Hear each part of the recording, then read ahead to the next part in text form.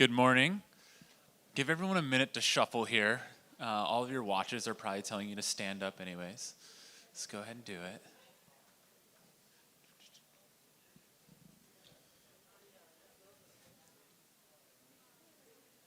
All right. I'm going to dig in. Thank you all for joining me today, too. I appreciate it. You have choices of what to do today, and I'm honored you stand out and spend some time with me. I'm going to go back to the spring of 2019. This is my niece, Lucy. Very adorable. Lucy and I went to Disney World and spent the day there, where she ran around the Magic Kingdom pretending to be a princess. And she was successful in convincing me that it was her, not Cinderella, that lived in the large castle on the property. And what was probably our fifth or sixth time on the spinning teacups, I snuck away to go over towards a ride to sign an exclusive partnership deal with Salesforce. And the idea that the agreement or the partnership deal was a sign of success is not the end-all be-all, right? It's like a sign of a moment of we're making some progress. This had legs to get somewhere. But what was unique about this experience was one that the leadership team at Salesforce was actually aligned to ActiveCampaign, was putting some weight behind us in a way to where to hit their goals, we were going to have to hit ours for them. And it's a pretty unique position to be in, and something I think a little different than what we've seen in other partnerships we've had at ActiveCampaign. It was hard to think that after this moment, it would be 3 months until we launched our integration, and then 6 months shortly after that, we would become the #1 marketing automation app inside Salesforce's App Exchange. Kind of a wild ride to happen in a short period of time. So as Lucy and I were spending our best days at Disney World, the best days for this partnership were ahead of us and to come, which was kind of an incredible position to be. And today I'm going to talk a little bit about that story. You could call it a fairy tale story of sorts, if you will, to tie it back to Disney. And we'll talk about how ActiveCampaign become that #1 marketing automation app inside the App Exchange. And while the story I'll share talks a little bit about Salesforce, I'm going to be honest, it will apply to any major ecosystem. I have 5 different kind of takeaways of what we did over the last 3 years and why it has worked so well. And I truly, sincerely believe that if you go do any of these inside of a major ecosystem, it will work for you too. And we'll get into how do you identify where to get someone's attention inside that organization? How do you find them? How do you build alignment to them? And then how do you go about actually performing with them and growing together? And I think it's very cliche to say, hey, do things that don't scale. And I'm sorry to say that what I'm going to share, I really don't think scales. I don't think that this will work with all of your partners. But I do believe, and I fundamentally do believe this, it will work with any of them. Just not going to work with all of them. You're going to have to select who you actually apply this to, if you will. Before we dig in, my name is Shay Howe. I'm the Senior Vice President of Platform Strategy at ActiveCampaign. If you're not familiar with ActiveCampaign, we are a marketing automation platform. So we have a CRM, we have an email marketing tool, we have landing pages, forms, live chat, etc. But the heart of it centers around automation, where we want to help growing businesses meaningfully connect and engage with their customers. I've been in the business 5 years, and in that time, we went from a little under 20 million to well beyond 200 million in annual recurring revenue. We have over 180,000 customers in north of 170 countries. And to put that into perspective, we have customers in more countries than McDonald's has locations. Kind of wild to actually think about. I oversee all partnerships at ActiveCampaign. That includes all of our integrations from a technology standpoint, but goes deeper into what are our agencies, our resellers, our consultancies, what might be our affiliates or alliances. So we have over 800 technology partnerships and over 20,000 on the reseller or agency affiliate side. So an incredible organization and an incredible opportunity we have to grow. I'll go back in time before that moment at Disney World, back into 2018. And Salesforce was becoming one of the most requested apps at ActiveCampaign. And whenever you go into our marketplace, you can search for an app, and we track those. We track to see what are people searching, and are they finding the right apps? And if they're not, we give them a form where they can request that app. So a very explicit way that they can express their intent. And we use that data to get an understanding of, well, what might be the actual value of that account? Should they sign up and join ActiveCampaign? Or are they an existing account and they might leave? So it's a signal to us to actually understand how we could prioritize the development of our integrations. Tied to this, our sales team tracks all of the deals they lose. And when they lose a deal, there's an option in a form to select, hey, it's because we didn't have a very specific integration. And we started to see Salesforce pop up into that list. And to the tune of 2018, I could attribute roughly $1 million into lost revenue from our sales team in that we didn't have that integration. Opposite side of that is when someone leaves ActiveCampaign, if someone cancels their subscription, we ask them why. We have a form they fill out, and integrations can be part of that form. Excuse me.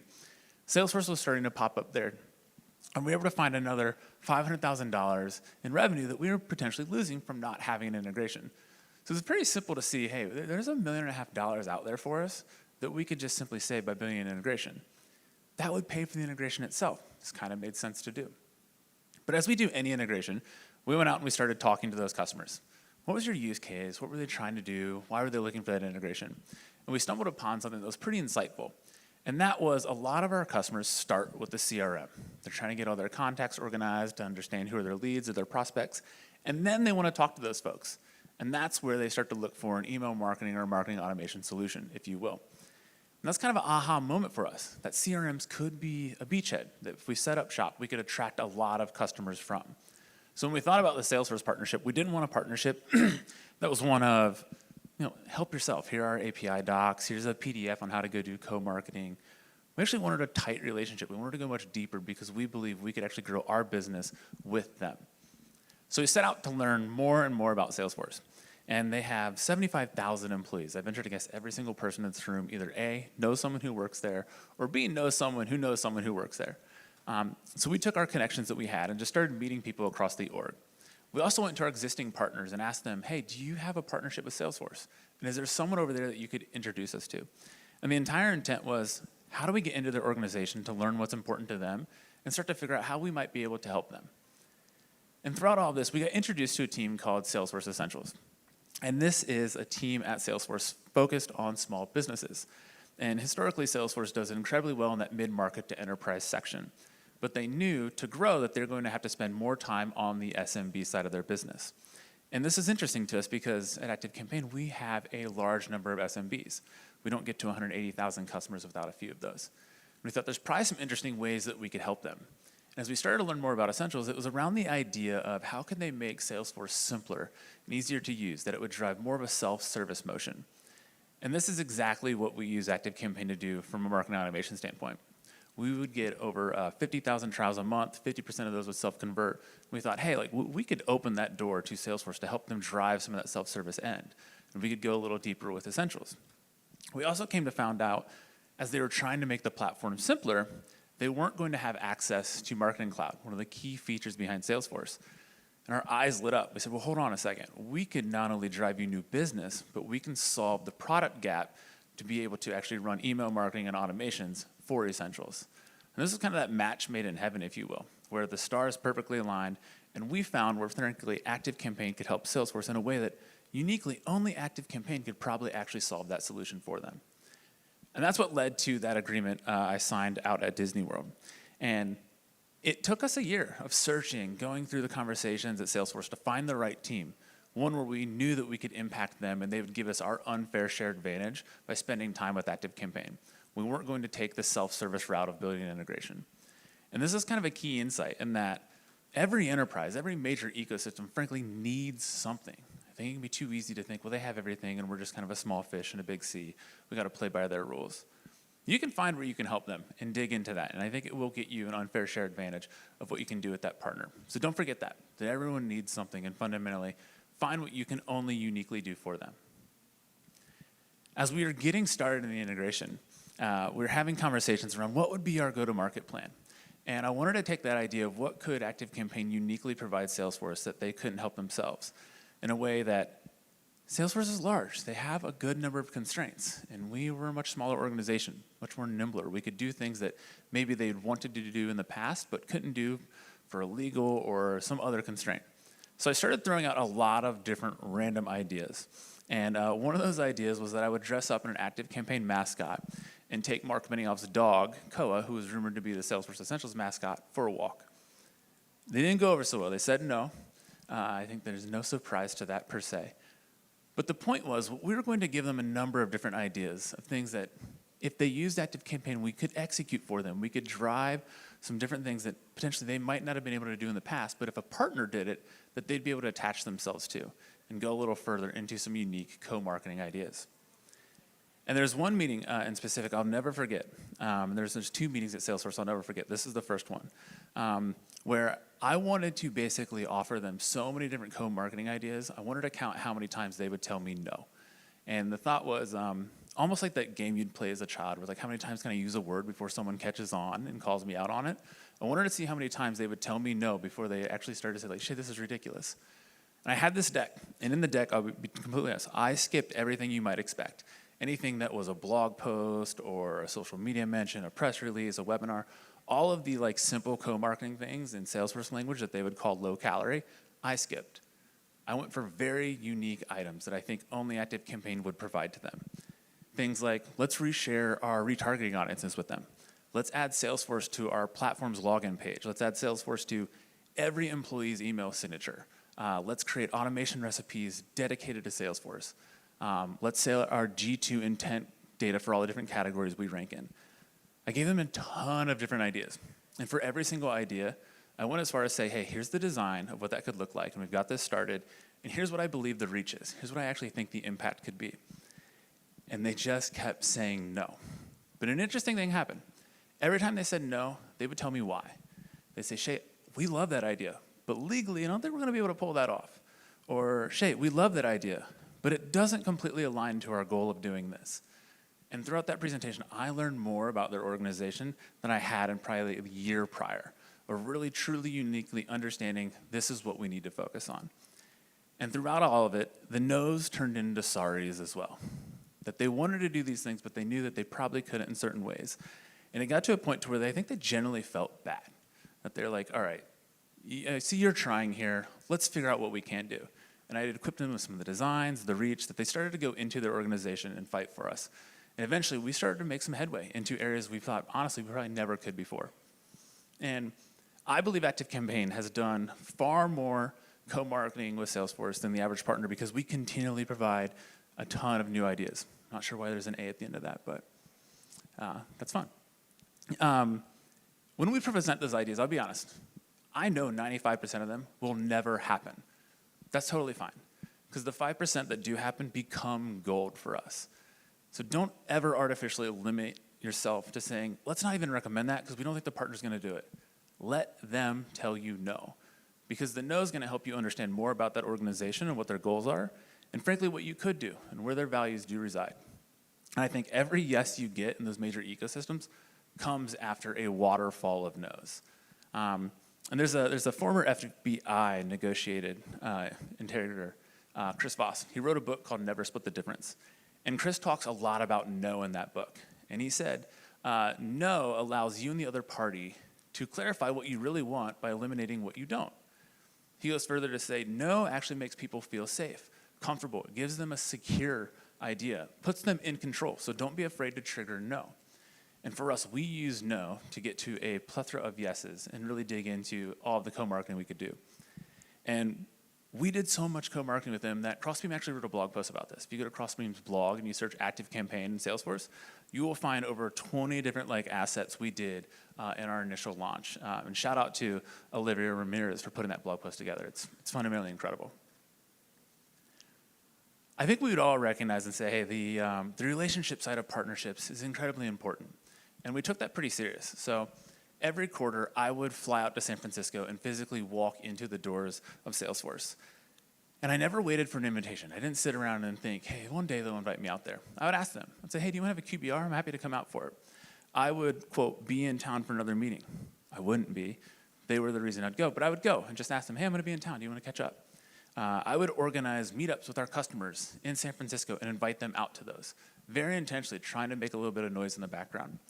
And every single time I went out there, I'd walk across Salesforce Park over to Andytown Coffee, and I'd pick up a tray full of Plovers, those delicious coffee, Pellegrino whipped cream delights, if you will, and I'd pass them out inside Salesforce. And every visit, I would take them swag. And I'm talking nice swag, not cheap swag. There was one day the entire Essentials team, I showed up with a suitcase of Patagonia jackets with ActiveCampaign logos on them. I'd give them Timbuktu branded backpacks, leather-bound notebooks, swell tumblers, you name it. And every time I went out there, I tried to do something unique. I think we have a lot of dinners in our industry, but those aren't exactly memorable. They're great, I don't mind dinner, but we have dinner every day. I was like, hey, if we could go out and do something more unique. We could go to a Warriors game. We could go play putt-putt. One day I got Gwen, one of our partner managers, entered into a Papa Shot contest at a bar. The entire idea was that if we did something more unique, it'd be more memorable, and they would share that experience with someone else, and they'd start talking about ActiveCampaign in different ways. And then I had this weird idea where I was like, hey, Salesforce is a machine. And while we have our goals aligned, I don't believe that they will stay aligned forever. And I'm going to need more advocates inside of that organization. So I came up with this weird goal of wanting to see ActiveCampaign inside Salesforce on virtual calls.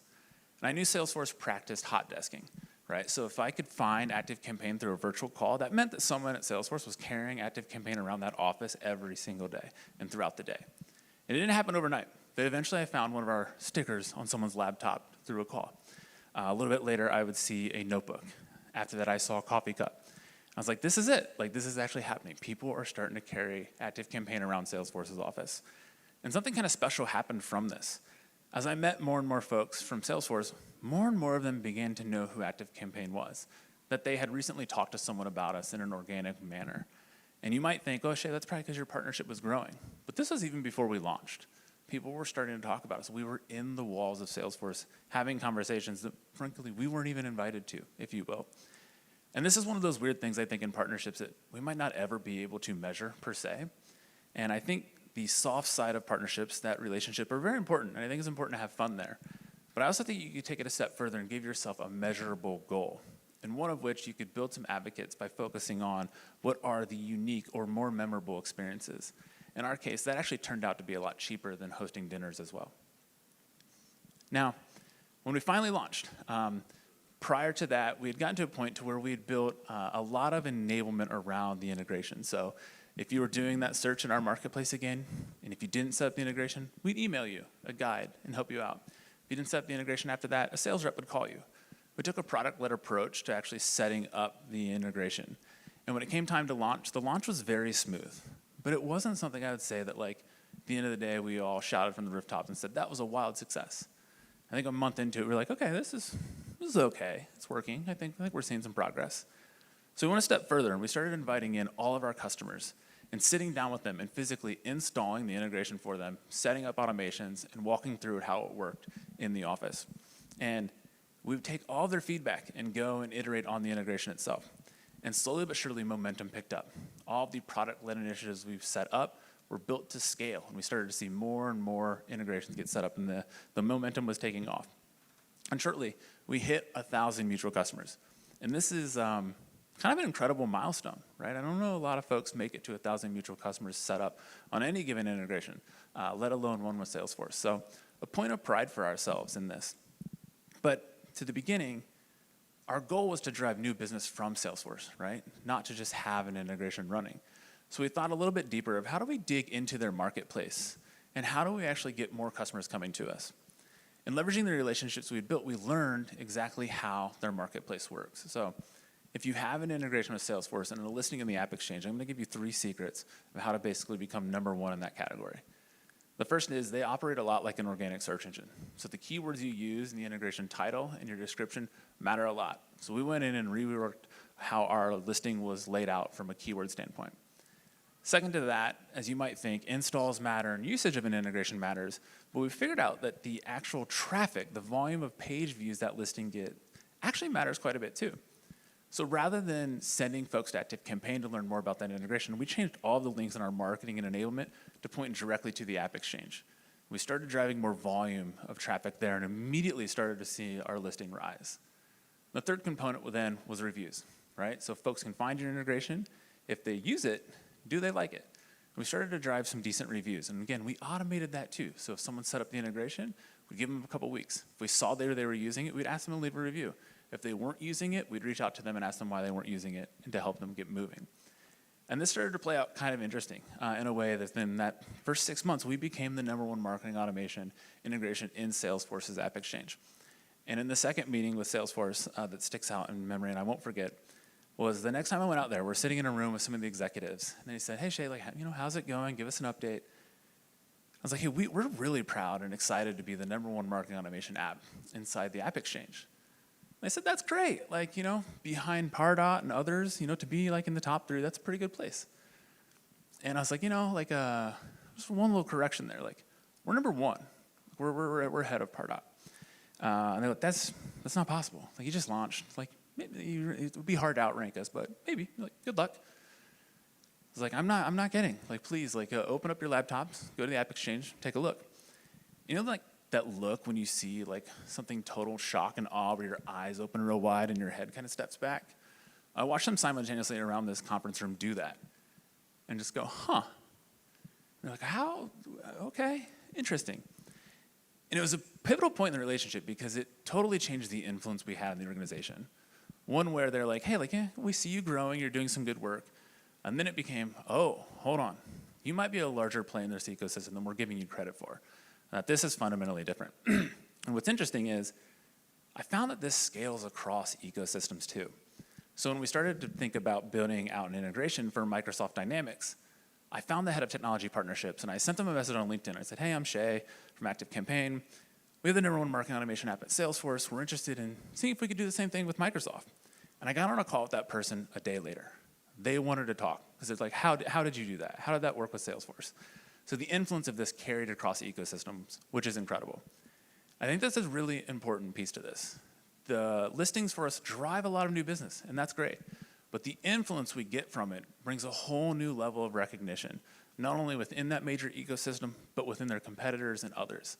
When we went out and did our last fundraising rounds, it was a point of context to say, hey, we are the #1 marketing automation app in Salesforce. And investors took that differently and far more seriously. So I think as you dig into this, don't be afraid of how you perform in that court of public perception, that this can matter tremendously in the event of how you can grow your integration. And think about the unique ways you can do that, right? It's not only going to come from just usage and installs, but there are a few other ways you might be able to work that system. Then we hit 2020, and I think we've heard a little bit about that this morning already, and that it's probably a year we all wish we could forget. And at Salesforce, it was a moment of basically all partnership activities stopped. They had to, one, stabilize the business. Hey, are they going to make this through what is the potential downturn we're seeing? And then second to that, they took on the new opportunity to say, hey, there could be a way to do COVID case tracking through the CRM. There could be ways to further enable employers and how they work through a remote workforce. And so a lot of the Essentials business team at Salesforce was pivoted to work on work.com. And so most of our work with them largely stopped. But we kept meeting with them every single week. And in those meetings, I focused on two different things. One was, I wanted to ask them, hey, how are your priorities changing? And how can I help you with those? How can ActiveCampaign help you with those priorities? And the second thing was, and I always did this, was one of, I wanted to create value for them. I wanted to give them something of insight or usage that they would value so that they would keep having those calls with us. And the things I provide, honestly, most days had nothing to do with our partnership. I would share how I thought small business were adjusting and changing in the pandemic. I would share what I saw our competitors doing. I would share what I saw the broader market or economy changing. And they valued those insights to the point to where they kept coming back every single week and having those conversations. And it did something more unique too. They started to introduce me to other people inside the organization. I would share something and they'd say, that's kind of cool. You should probably tell that to this person. And we started to go deeper into the organization. And running the entire playbook over again, it was, well, what's that person's mission? And what are their goals? And could we support them on that? And that led us to Slack. Salesforce was working on the Slack acquisition, and we got introduced to Slack's leadership team. And taking this playbook, it was, hey, what's Slack focused on? How are you going to grow the business? What's that future hold for you? And at this point, Slack was a household name. And their key point was, hey, we have users that are engineers, product designers, product managers, and they believed their core way to grow was to recruit different personas within their existing organizations that were already customers, right? Could they add more seats? We said, well, what could ActiveCampaign uniquely do that only we could do to help them in that? And it was one of our core personas are sales reps or marketers. So we built an integration that brought our native functionality from ActiveCampaign into Slack, and one by which we started recruiting their users. And this year alone, Slack has done so much marketing for us, it blows my mind. They made us one of their core automation partners in what is their digital first toolkit. We became the premier partner in the tools for marketing teams. They've done dedicated emails only about ActiveCampaign to their base. They've done dedicated webinars with us.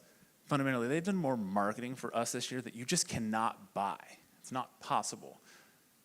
And it started by finding ways to create value in our partnership and building that momentum by always finding ways we could share with Salesforce. And it didn't matter if it related to our partnership or not, ways of which I wanted to help them out and try and drive a little bit of change. And that gave us momentum to go deeper into the organization, and still are. We're working on some things today that hopefully we can launch and announce by the end of the year, potentially next year. Ways I think ActiveCampaign is uniquely going to be able to help Salesforce. So don't look at your partnership and value it solely by the customers you have or the use cases or the points you have today. Go deeper into that organization because there are going to be other ways that you can help them. You just got to mine for it. You just got to dig in there to find it. And today, our integrations with Salesforce are wild. We're 3 years into this story. We have several thousand customers using these integrations, and that number has doubled every single year. Tied to that, when I thought, hey, we could probably make an additional $1.5 million a year, I was way, way off. We're doing tens of millions in revenue through these integrations, and that number more than doubles every single year, which is wild. And while I thought, hey, we could get new business through this and we could prevent some churn, the thing I didn't predict was that the customers who set up and use that integration would actually expand and grow with us to the tune of 20% a year when they set up that integration. It's kind of wild. We continually drive a plethora of new reviews. We have over 75 five-star reviews in the App Exchange. We're still one of the top marketing automation integrations. And the relationship, the stuff we've done with Salesforce has been so tight that when two different individuals from the Salesforce partnership team decided to look at new careers, they came to ActiveCampaign and asked us if we were hiring. And we've started to hire some of their team into our org as well, where we get to do this playbook again, but from the opposite side of the table, which has been kind of incredible to do. And these are the 5 takeaways. These are the 5 things I think that have totally made that relationship and continually allow us to grow. It starts with offering them what they don't have. What can only you uniquely solve for that partner and provide them that value? The second thing is use no. Don't be afraid to be told no. But when you hear no, ask why. Try to unpack and understand where that no came from and use it as a way to get to yes. The third thing is build your advocates. Think about how you create those memorable, unique experiences to get them to favor you and represent you even when you're not in the room. You can be those advocates. The fourth thing was around the idea of use the marketplace. It will not only help you attract net new customers, but it can fundamentally change the influence you have in an ecosystem and the influence you have outside of that ecosystem. So use the marketplace to do that. And then the fifth and final thing is think about the value you're creating, not just in what you're doing in your integration, but what you could be doing for that business as a whole. And don't ever stop the idea that you got to meet more people, you got to go a little deeper and continue that conversation because new doors will open that you don't even know exist today. You just got to keep that momentum going, and you get the momentum by continually providing value back to that organization. Now, what we did here, it's not easy, but it is repeatable, right? I say it's not scalable per se, but it is repeatable. I think you have to leverage creative thinking. You have to be incredibly persistent to walk through this. But if you do this end to end, I guarantee you can win in a major ecosystem based on playing on their own terms. What we did with Salesforce, we didn't break any rules. We didn't do anything too wild. There were no stunts involved. We followed their playbook, but we did it to a T and leveraged these 5 takeaways to do that. I think anyone in this room fundamentally can do it as well. So that's what I came to chat about. Thank you so much for joining me. I appreciate it.